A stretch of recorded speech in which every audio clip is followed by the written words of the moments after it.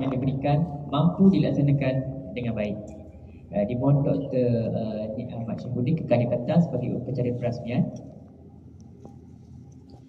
Majlis ini menjemput Dr. Sharif diiringi oleh Timbalan Pengarah Program Dr. Firdaus untuk bersama-sama di pentas bagi memeriahkan lagi upacara ini dengan segala hormatnya.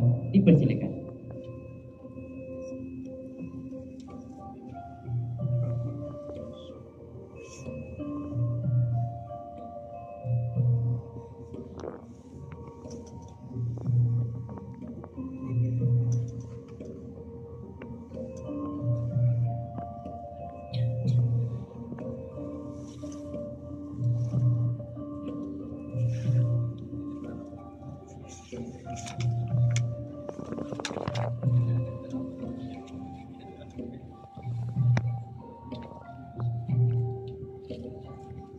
Bismillahirrahmanirrahim.